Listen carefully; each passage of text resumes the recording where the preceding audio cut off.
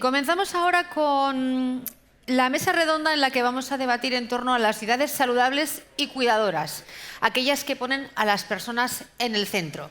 Y para este debate tenemos ya preparados a nuestros 5 participantes, comenzando por Caroline Daher, de IS Global Barcelona, Rita Gasalla, presidenta del Observatorio de Arquitectura Saludable, Joan Berenguer, presidente del Consejo Asesor de la Fundación Mémora, Ciudades Cuidadoras, y Víctor Viñuales, director ejecutivo de Ecoedes. Modera este debate Xavier Arrauza, de Bilbao Urban Cities and Design. Bienvenidos a todos. Muchas gracias por acompañarnos en Ciudades del Futuro 2024. Muy bien. Egunon, se me oye bien, ¿no? Egunon, eskerrik asko, etortzeagatik, bueno, para mí es un placer no solo moderar esta mesa, sino que además he estado integrado en la organización del evento, que espero que os guste, porque lo que ha venido ya es interesante, pero tenemos todavía muchas más cosas, ¿no? Y ahora tengo el honor de moderar esta mesa, que hoy vamos a hablar en este grupo de ciudades saludables, ciudades cuidadoras o que cuidan, ¿no? Y tenemos un elenco muy interesante de ponentes. A mi lado está Joan Berenguer, que ha hecho bueno, es presidente del Consejo Asesor de la Fundación Mémora. Él nos dirá, pero su especialidad, toda su vida ha estado ligada al mundo hospitalario, de la salud, de los cuidados intensivos, ¿no? Y luego esta Fundación Mémora ya nos explicará él. A su lado está Víctor Viñuales, que es actualmente el director de Ecoedes, que es la Fundación de Ecología y Desarrollo, con lo cual él tiene una visión muy transversal del desarrollo sostenible, no solo en ciudad, sino que estamos hablando del desarrollo global, ¿no? A su lado tenemos a Rita Gasalla. Bueno, le agradecemos además que ellos han venido desde Madrid, si no me equivoco. Víctor, desde Zaragoza. Zaragoza, más de cerca. Barcelona, ¿eh? Y de Barcelona. Que se valore que estamos en Fiestas del Pilar y estoy aquí, ¿eh? Eso es la pilarica, efectivamente, que nos llega. Y Rita hoy va a dar la perspectiva de la arquitectura. Ella es especialista en arquitectura saludable y es presidenta del Observatorio de Arquitectura Saludable. Y Caroline, que viene desde Barcelona, desde el Instituto de IS Global, ella es especialista en la parte de salud pública y sobre todo salud urbana, ¿no? IS Global tiene muchos campos de la salud en análisis, pero ella es precisamente una de las mayores especialistas en ciudad. Entonces yo, antes de darles paso a ellos, sí quería hacer, para darle un pequeño contexto y saber de qué vamos a hablar, que van a ser 2 aspectos, la salud y los cuidados, ¿no? Por una parte, salud, nada, muy brevemente, que la Organización Mundial de la Salud valora que nuestro estado de salud está condicionado en casi un 25% por el entorno en el que vivimos. Es decir, que las personas que vivimos y crecemos en contextos urbanos, pues estamos expuestos a altos niveles de contaminación atmosférica, acústica, una reducción de la actividad física y un contacto restringido con la naturaleza, ¿no? Eso implica que la gestión del espacio público pues tiene impactos significativos en nuestra propia salud, ¿no? Y por eso la idea de diseñar espacios naturales, pacificados, pues es ya no algo que conviene, sino algo necesario, ¿no? Y como dato es que, sin embargo, se calcula que en torno al 85% del espacio viario de las ciudades españolas actualmente está reservado a la movilidad y al transporte, lo que quiere decir que tan solo un 15% son las áreas con prioridad para los peatones y las personas, ¿no? Con lo cual, que la situación pues está lejos de ser la ideal. Y por otra parte tenemos los cuidados, que aquí tenemos a Joan como nuestro máximo especialista, y es un poco la necesidad de aplicar fórmulas para que las ciudades sean más cuidadoras, solidarias y comprometidas hacia la realidad de sus mayores, ¿no? Porque precisamente él nos hablará, estamos en un contexto claro de envejecimiento de la población, que muchas veces creo que no somos conscientes o no se están tomando las medidas para gestionar eso adecuadamente. Yo creo que merece hoy la pena una reflexión. Entonces os pediría, para no entretenernos más, una primera reflexión precisamente. Hablamos de ciudades que cuidan, de ciudades saludables.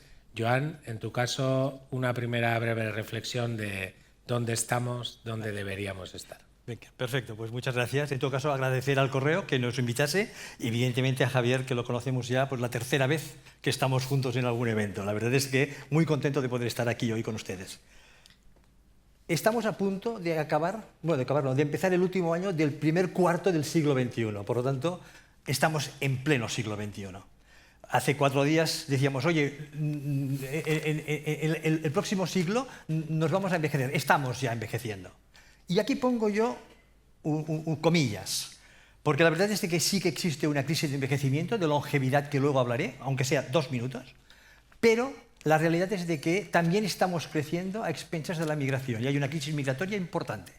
Para que se sitúen, últimos datos que tenemos desde la Universidad Autónoma de Barcelona en cuanto a la demografía en Cataluña.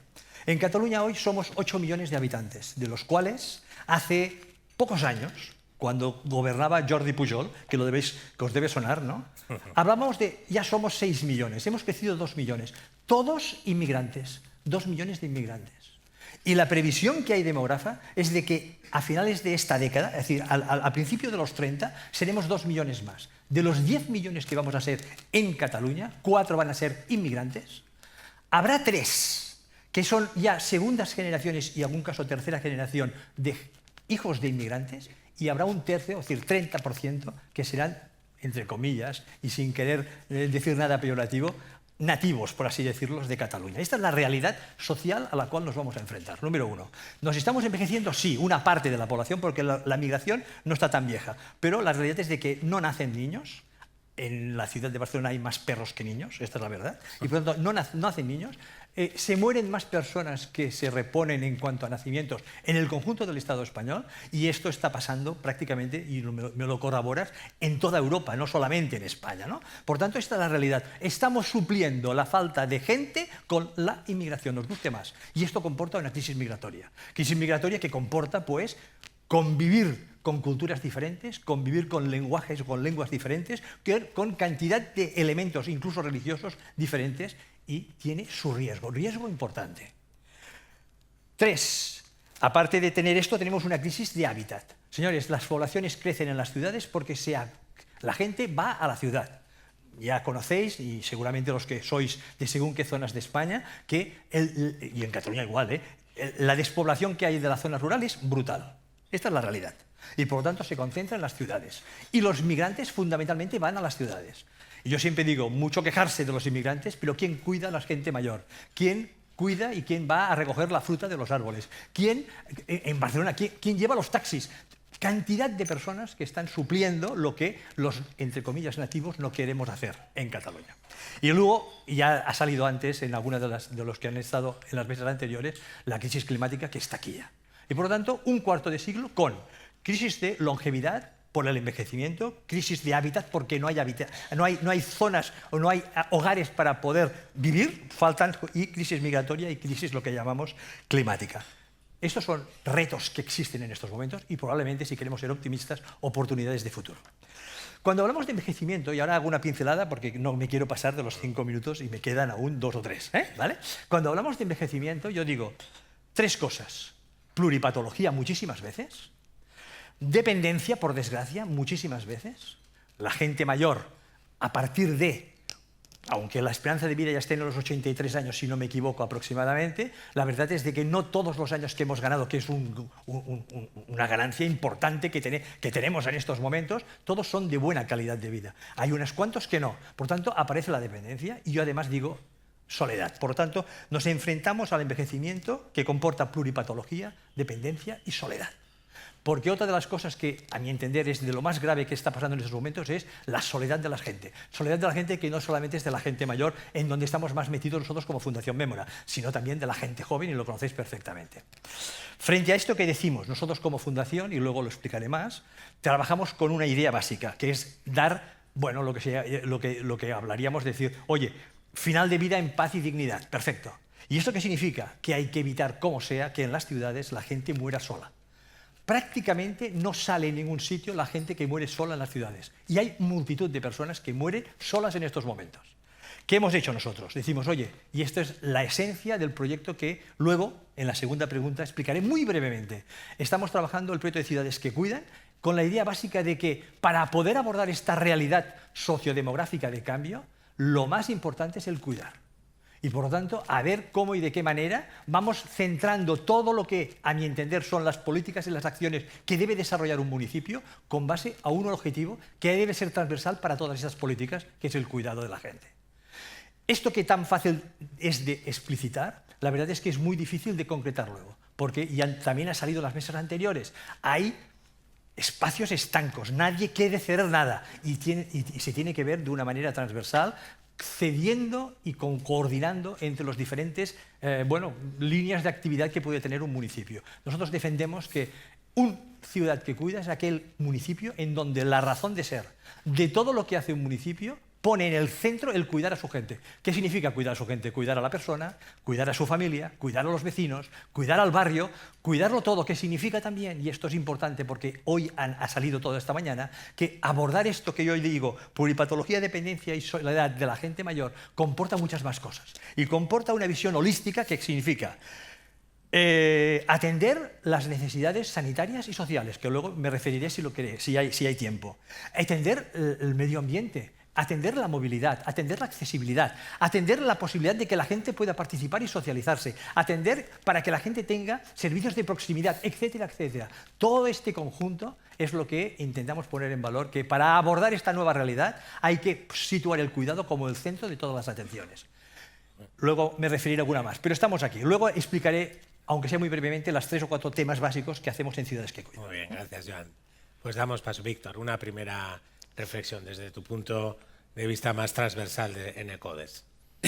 Muy egunon, y es que ricasco.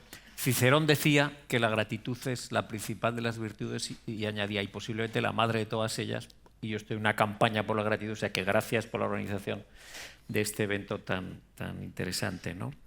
Yo quiero hacer un enfoque un poco más disruptivo, porque cuidar, en el fondo, significa dar seguridad. Y el enfoque One Health lo que dice es que no hay seguridad, no hay salud humana si no hay una salud del planeta. En un planeta enfermo no es posible una buena salud humana, ¿no? Por tanto, voy a seleccionar 7 hechos y a partir de unas pequeñas conclusiones. Primero, en mi ciudad, yo vivo en Zaragoza, como se ha dicho para que valoraréis mi esfuerzo de venir a la fiesta del Pilar, que el 24 de agosto del 23 hubo la mínima máxima hasta entonces, que eran 25,9 grados. Y entonces se dijo, oh, nunca había habido esta mínima, ¿no? Pues bien, el 30 de julio de este año superamos el récord, somos así en Aragón de superar récords, ¿no? Y tuvimos 28,1, 2 grados, 2 más. Y esto implica mucho también para los cuidados. ¿Qué pasa con la gente mayor que vive aislada y sin una arquitectura bioclimática saludable, que no tiene capacidad económica porque tiene pobreza energética para encender el refrigerador? ¿Qué pasa con los enfermos de EPOC? ¿No? Bueno. Segundo hecho, el 5 de octubre hacían un balance provisional del huracán Helene y decían, han muerto hasta ahora 215 personas en Estados Unidos y varios centenares de desaparecidos. Esto lo decían el balance el 5 de octubre. Y ayer una tormenta, que era tormenta tropical, la Milton, derivó y pasó en 11 horas de categoría 1 a categoría 5. Y entonces se estaban reportando ya hace unas pocas horas vientos de 285 kilómetros por hora y posiblemente iba a afectar a las mismas zonas que ya había afectado hace una semana el huracán Helene. 3. Es una noticia del 22 de mayo del 24. En análisis post-mortem, menos mal, ¿no? Analizaron 23 testículos humanos y 47 testículos de perro y sacaron una conclusión. Todos tenían nanoplásticos. Para satisfacción nuestra, nosotros ganamos claramente a los perros porque teníamos el triple de nanoplásticos y decían los investigadores de la salud que a lo mejor eso tenía que ver con la extraordinaria reducción de los espermatozoides que han descendido un 50% entre el 73 y el 2018. Del 73 al 2018 han descendido un 50%. 4. Esto se ha dicho en algún momento, el 97% de las personas que vivimos en Europa, en zonas urbanas, respiramos aire contaminado y eso provoca 300.000 muertos al año prematuros. Quinto, seguramente recordaréis los megaincendios de Portugal en junio del 2017 y en octubre de 2017. Pues bien, la intensidad calorífica del de julio era equivalente a 68 veces la bomba de Hiroshima, y la de octubre, que era un poquito mayor, un hermano mayor, eran 148 veces la bomba de Hiroshima. Y en Cataluña, hace nada, pues había 6 millones de personas con restricciones de agua. Y en el 23 de marzo, punto 7 del 2021, se cruzó un carguero en el canal de Suez, seguramente todos y todas recordaréis, y eso provocó pues una catacroc en la economía mundial. ¿Y qué conclusiones saco yo de estos 7 hechos? Hay más, pero he seleccionado estos 7. Uno, que cada vez más la salud está muy conectada con la seguridad y con la supervivencia, que la seguridad va a ser un tema clave, ¿no? ¿Por qué? Porque se multiplican hay mayor frecuencia de eventos atmosféricos extremos que rompen, con esa frase que cuando entrevistan, no, nunca había pasado nada igual, rompen lo establecido, ¿no? Y que hemos entrado, lo dice Rifkin, y yo lo comparto, estamos ya dentro de la era de la resiliencia. Ya estamos saliendo de la era de la eficiencia y estamos entrando en la era de la resiliencia. Y las ciudades, si quieren garantizar la seguridad de su población, tendrán que atender a lo básico. Lo básico se descubre muy bien en las crisis. Muchas veces no se descubre cuando estamos viviendo sin crisis. Y de hecho en la pandemia el BOE dijo que era lo básico. Y dijo, estos establecimientos no pueden cerrar. Los de agua, los de alimentación, ¿verdad? Estos sí, los de las corbatas hay que cerrarlos. Pero lo básico no. Entonces las ciudades tienen que atender a lo básico para dar esa seguridad. ¿Y qué es lo básico?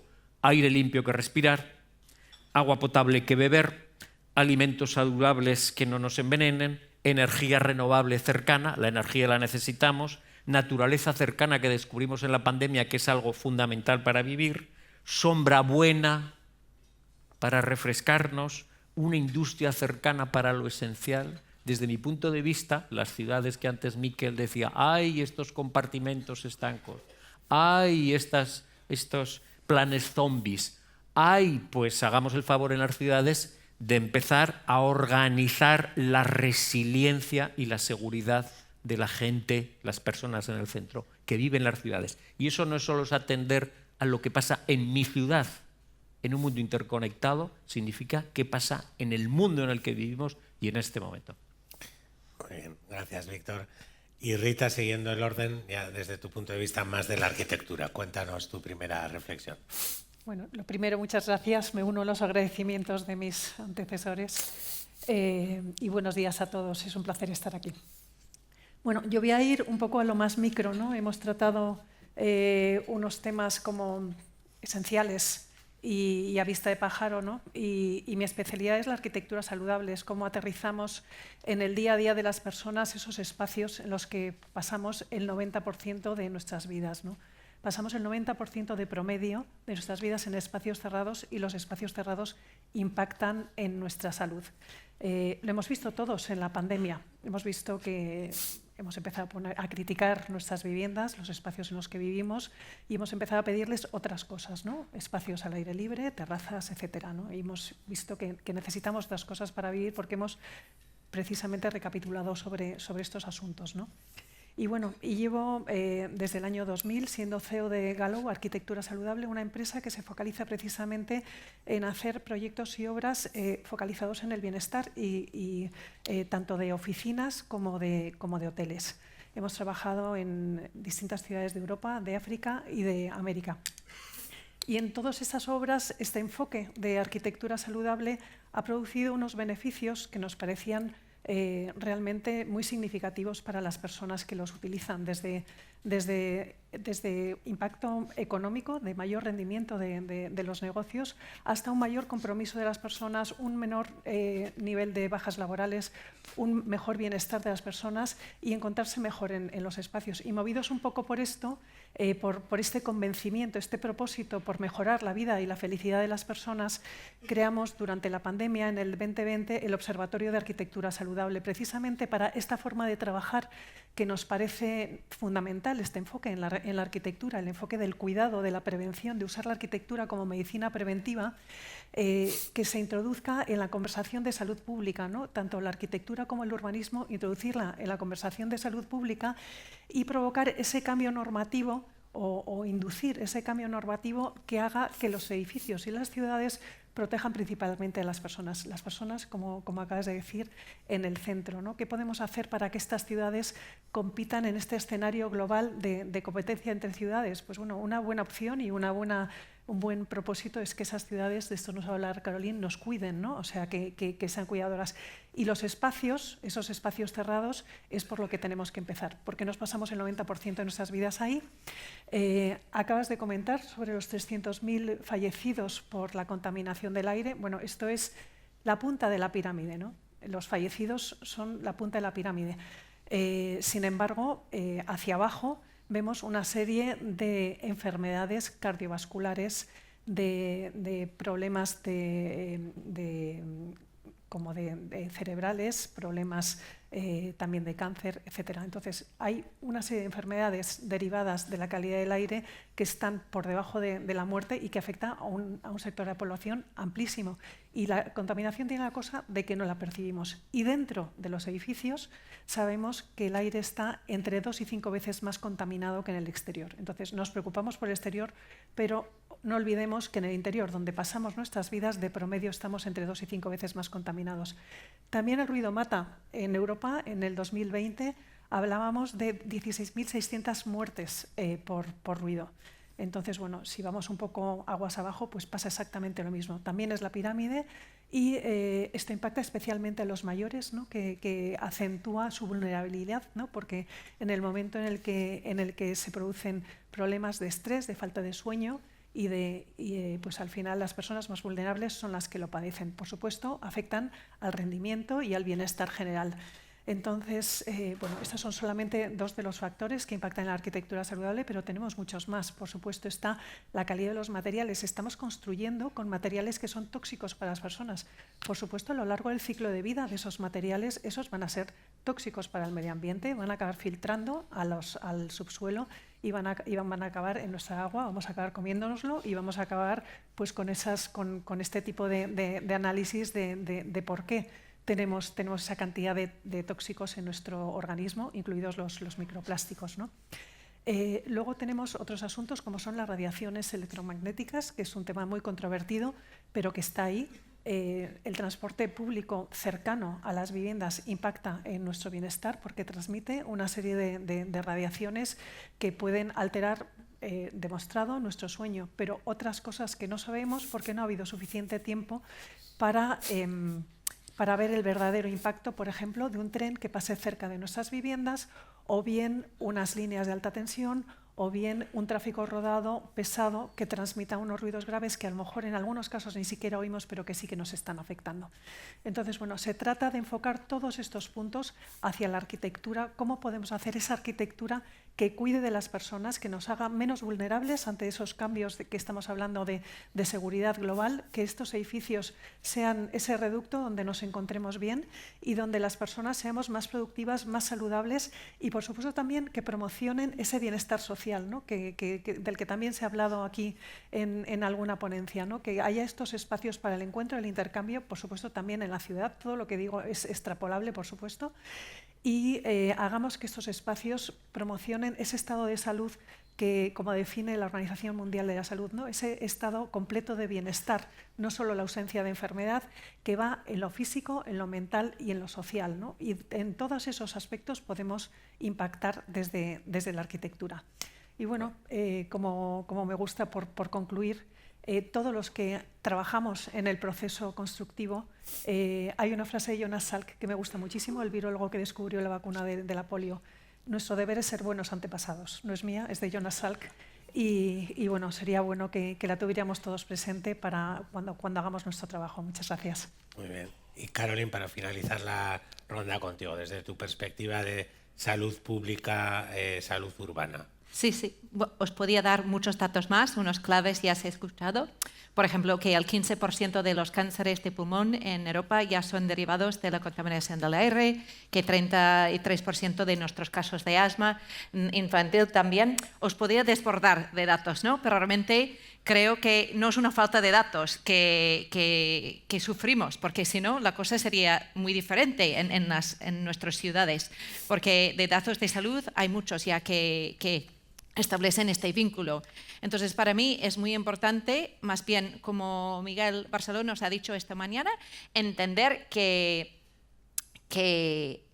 el modelo urbano que tenemos hoy en día no es funcional, es obsoleto, porque genera muchos impactos negativos como las contaminaciones, la falta de contacto social, los problemas de movilidad que hemos escuchado, ¿no? Que están vinculados con la salud. Que al final, si nosotros pensamos en la salud como esta cosa más holística y no como una cosa hospitalaria de diagnóstico y tratamiento de personas enfermas, en dar un entorno donde las personas pueden crecer y vivir de manera sana en todo el sentido amplio, vemos que efectivamente son estos elementos estructurales que tenemos que estar mirando dentro del modelo urbano: la movilidad, el acceso a la naturaleza, la vivienda, los contactos sociales. Entonces necesitamos un cambio de modelo y de manera bastante urgente. ¿Cómo vamos a hacer esto? Bueno, voy a dar una visión un poco optimista para no dejarnos todos deprimidos, ¿no? Tenemos muchos retos para enfrentar, pero las buenas noticias es que tenemos muchos de las soluciones. Y voy a discrepar un poco, que no creo que nuestro futuro debemos dejar en los centros de innovación, no en los hubs de innovación. No estoy en contra de la innovación, lo necesitamos, pero yo creo que la mayoría de las innovaciones que necesitamos para muchos de los retos que tenemos ya lo tenemos a mano. Por ejemplo, yo seguiré insistiendo que las grandes innovaciones que necesitamos para nuestras ciudades son un árbol, una bicicleta y una vivienda digna. Todo esto lo sabemos hacer, perdona. Lo que no sabemos es cómo hacerlo. No sabemos trabajar de manera diferente. Y si en un momento haga falta una innovación tecnológica o digital, lo inventaremos, porque somos muy buenos en eso. Entonces tenemos que poner mucho más en cómo vamos a trabajar. Esto se ha dicho antes, ¿no? De romper estos hilos, de hacer un trabajo conjunto con una visión común y dejando estas distorsiones que tenemos, que de repente, si tengamos árboles en nuestra calle o no, y si tenemos aire limpio, es una cosa polarizado y politizado, hasta con cargos penales para el que quiere poner un árbol. Perdona, tenemos que salir de esta dinámica. Esto es un trabajo de todos que requiere unos elementos que hasta ahora nos haga falta, que de nuevo no son digitales, son valentía y coherencia. Muchas cosas que yo veo en el entorno cuando yo trabajo con las administraciones es una falta de coherencia brutal. Estamos subvencionando gasolina bajo un pretexto de ahorro de dinero, cuando sabemos muy bien que el efecto de la contaminación en combustión nos está costando en el inmediato, el medio y el largo plazo una fortuna, una auténtica fortuna.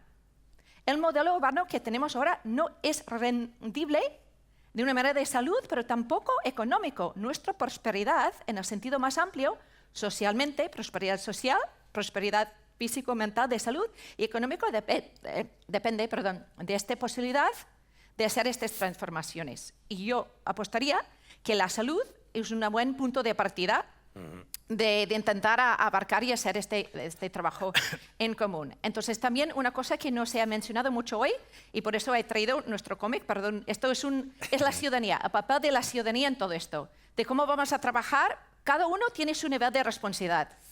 No es de responsabilidad, en el sentido más amplio, de una ciudadanía garantizar la calidad del aire para todos, ¿no? Es su responsabilidad hacer otras cosas, pero cada uno tenemos nuestro papel y tenemos que proteger estos bienes comunes y, por ejemplo, construir una cosa tan radical como una ciudad hecha por personas. Imagina qué concepto más radical. Y entonces este cómic es un intento nuestro, solo uno, de por fin, porque desde la academia pecamos de estar un poco alejados, ¿no?, de las administraciones y la gente, de intentar llevar a esto está online gratis, se llama Redibujar Barcelona, solo para decir que haga falta que tengamos este trabajo coordinado. Entonces yo creo que tenemos muchas soluciones, no tenemos que ser pesimistas, tenemos esta realidad que requiere transformación. Entonces, por favor, que cuente con nosotros, pero yo creo que hemos de mirar estas nuevas maneras de trabajar juntos. Y también, simplemente para agradecer, porque olvidé, de la oportunidad de estar aquí, porque para los que ya me conocéis, sabéis que tengo un punto muy débil para el País Vasco debido a unas aventuras en mi juventud. Entonces estoy realmente encantada de volver siempre de pisar este Transparencia, cierres. queremos transparencia plena. Bueno, os dejo, había calimocho, a lo mejor un exceso, de hecho, ¿no? Entonces, bueno, que pongamos las pilas, por favor, ¿no? Y de manera positiva, porque el modelo urbano es una gran oportunidad, pero es un trabajo de todos. Te digo de verdad, un arquitecto, un urbanista, uno que diseña el transporte, tiene tanta responsabilidad para la salud y bienestar de la población que un médico, que la asumimos como la oportunidad y con alegría y con vocación de ser incidencia que se merece. Gracias. Gracias, Carolina.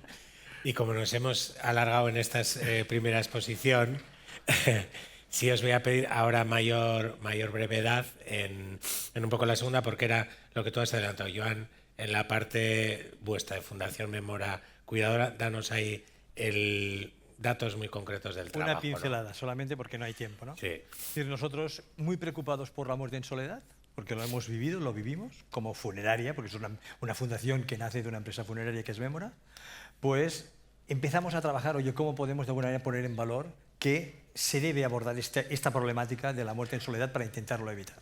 A partir de aquí nace el proyecto Ciudades que Cuidan, que tiene 3 líneas de actividad. Una, que es un observatorio a través de un acuerdo con la Fundación Bancaria La Caixa, que nos permite tener un conocimiento de lo que se está publicando en la prensa, tanto escrita como digital en estos momentos, al respecto de esto. Llevamos ya 5 años, Europa lo está haciendo desde hace poco y la verdad es de que hemos encontrado cosas y elementos sustanciales.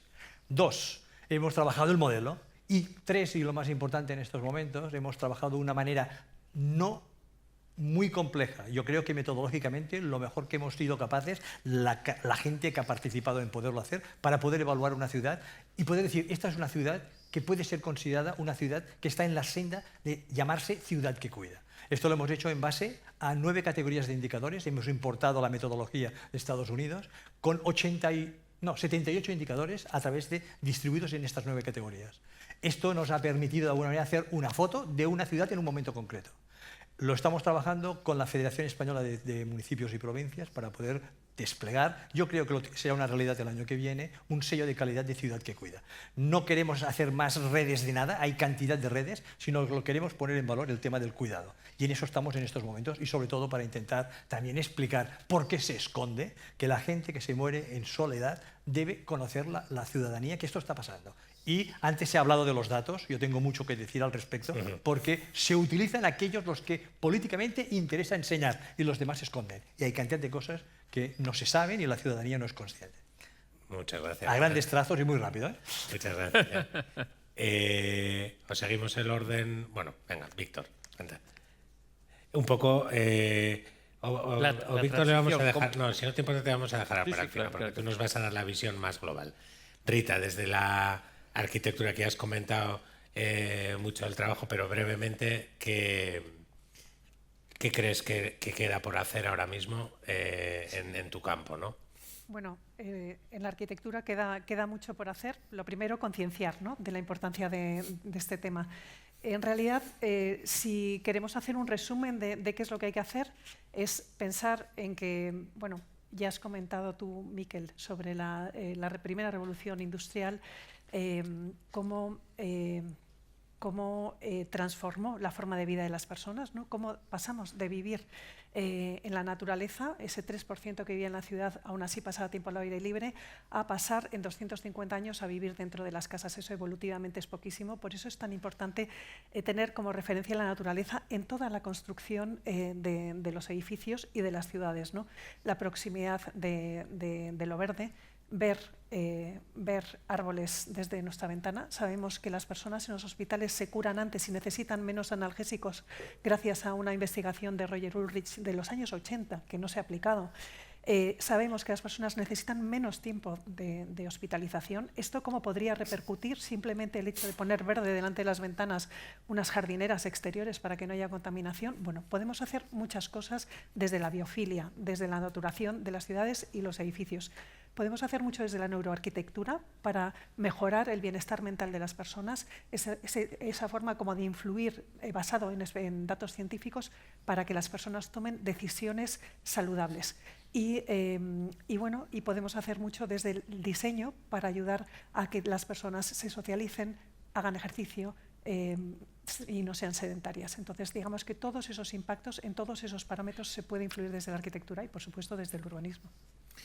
Y tú, Caroline, desde la visión que le has comentado de la planificación de la ciudad, ¿qué conclusión nos haces? Bueno, de nuevo coherencia, es decir, usamos esta innovación, estos ayudas digitales, ¿no? Para ir bien. Lo que no necesitamos es más plazas de parking, sea digitalizados como sean, más modernos, no. ¿Qué necesitamos? Y, por ejemplo, un punto de recarga en cada farola para que de nuevo nuestros espacios públicos se llenen de coches, que sean eléctricos, me da igual. Porque lo que necesitamos es esto, lo básico. Calles donde nuestra gente mayor puede pasear con tranquilidad, plaza donde los niños pueden jugar bien y naturaleza por todas partes. Entonces necesitamos estar remando todo en la misma dirección, a devolver el espacio público a las personas y diseñar ciudades para las personas y usando la salud como eje transversal y también para todos, ¿no? La equidad hemos mencionado de manera muy escasa y yo creo que si no tenemos presente que todo lo que estamos haciendo, para quién y quién beneficia, si no, quedamos cortos siempre. La transformación urbana, las ciudades de futuro, tienen que ser para todo el mundo, porque sabemos que las ciudades exacerban a las inequidades y nos dejarán siempre corto de nuestras metas. Gracias. Muy bien, gracias. Y, Víctor, has comentado en esa versión más macro, ¿no?, de los desastres medioambientales, el cambio climático, ¿Cuál es tu conclusión en ese cambio de modelo? No sé hacia dónde, quizás más en ciudad también pensando, ¿no? Sí, pensando en la ciudad, yo creo que el problema que tenemos no es tanto el diseño de la ciudad deseable. Más o menos ya sabemos qué ciudad necesitaríamos: sostenible, inclusiva, saludable, cuidadora. Más o menos lo hemos diseñado. El problema es cómo hacemos la transición. ¿Cómo hacemos la transición? Porque en el fondo es un viaje, ¿no?, de donde estamos hoy a ese futuro deseable que queremos, ¿no? Y yo creo que sobre eso se reflexiona poco. Hay mucha discusión sobre qué es lo que habría que hacer, cuál sería esa ciudad, pero bueno, ¿cómo lo hacemos, ¿no? Entonces yo quiero aportar en eso, ¿no? Y aporto algunos factores que yo creo que son críticos. Uno, identificar los actores claves del cambio en una ciudad. ¿Esos quiénes son? Pues los líderes empresariales, de la administración pública, de las ONGs. Identificar, uno, los actores claves. Dos, articular ese ecosistema de pioneros. Muchas veces se hacen cosas en las administraciones públicas, no, hacemos el consejo de no sé qué, no está articulado. Nosotros, quiero decir, lo que hemos visto es que se necesita un grupo no muy grande y luego círculos concéntricos de ese ecosistema de pioneros. Pero hay que articular ese ecosistema de pioneros. Tres, diseñar un sueño colectivo. Es decir, los Reyes Magos fueron a Oriente porque había unas estrellas, entonces ese sueño compartido colectivo en la ciudad tiene que estar explicitado. Ahora hay 7 más 8 ciudades españolas que su sueño colectivo ha dicho que quiere ser ciudades climáticamente neutras para el año 2030. Un sueño colectivo. 3, muy importante. 4, aprovechar las crisis. Muchas veces no aprovechamos suficientemente las crisis, ¿no? En Alemania, tras la crisis de Fukushima, dijeron, vamos a cerrar las nucleares. Eso es aprovechar las crisis. En caliente. Hay que aprovechar las crisis en caliente, ¿no? 4, activar los 3 grandes motores del 5, del cambio social, que desde mi punto de que son también del cambio personal. ¿Por qué hacemos las cosas? O por convicción, o por coerción, que nos obligan, o por conveniencia económica, ¿no? ¿Vale? Pues esos son los 3 que hay que activar. Y allí donde hemos tenido éxito, por ejemplo, en la reducción enorme de los accidentes de tráfico por muerte en este país, que antes morían 5.000 personas al año y ahora mueren 1.000 y algo, es porque se han hecho estas 3 estrategias sistémicas. Se ha convencido a la gente, pero se ha dicho, mira, que te vamos a retirar la cárcel, vas a ir a la cárcel, ¿no? Es decir, y se ha hecho también, te vamos a poner multas, es decir, que hay un abordaje global, ¿no? Pero hay que hacerlo también con una adecuada secuencia temporal. No es bueno imponer una ley cuando la gente no está convencida de que esto es razonable. Entonces hay que también, el orden de factores altera el producto, ¿no? Sexto, promover y movilizar la querencia por trascender que todo ser humano tenemos. Y de hecho se dice, no, plantar un árbol, un hijo, un libro. Bueno, el legado en las ciudades, ¿no? Es decir, deberíamos, eso está ahí. Y de hecho mucha gente muere y deja para los hijos de la ciudad. Esto tendríamos que aprovecharlo en la idea de marcar un legado, una impronta de ser, como tú decías, que citabas, buenos antepasados, ¿no? Antecesores, ¿no? Tengo muchas, pero no sé si me permites ahí. Estamos de tiempo Sí, ya bueno, fuera. Bueno, pues entonces la última solo, dar, y yo he trabajado años en la administración pública, dar un espacio para el protagonismo en la acción de los ciudadanos. Pequeña acción, pero la gente no solo debe participar opinando, sino haciendo. Y muchas veces la administración pública, que se focaliza mucho en los políticos, la cultura de la administración pública, yo he formado parte de ella años, es del despotismo ilustrado. Que los técnicos dicen, esto es lo mejor, y esto es lo que hay que hacer, y esto es lo que vamos a hacer. Y no se deja apenas espacio a la participación en la acción. Entonces hay que generar espacios para que en esa construcción colectiva que hay que hacer de la ciudad deseable, y el último punto es generar esperanza. La esperanza es hermana gemela de la voluntad. Si la esperanza decae, decae la voluntad y decae el ánimo transformador. Entonces esto es fundamental, que lo que hagamos también genere esperanza. Pues es un debate, nos hemos ido de tiempo, sé que estamos ahí. Solo os pido para despedirnos un titular de lo que hemos dicho. Joan. Creo que habrá que empezar a trabajar para pasar del solo pensar en competir y producir al de cuidar y servir. Bien, bueno. Citaba Cicerón, los clásicos romanos se tienen envidia entre sí, tengo que cerrar con otro, y entonces Virgilio decía, pueden quienes creen que pueden. Tenemos que insuflar este ánimo de que se puede en nuestra sociedad, si no, no avanzaremos ni en las ciudades ni en nada. Rita. Bueno, después de estas cosas tan bonitas, yo iba a hablar de legado, pero hablaré de cómo, sabiendo que los espacios impactan en la salud, podemos utilizar la arquitectura y el urbanismo como medicina preventiva. Bien. ¿Y Caroline? Valentía para transformar a nuestras ciudades para el bienestar de todos. Pues muchas gracias y un aplauso para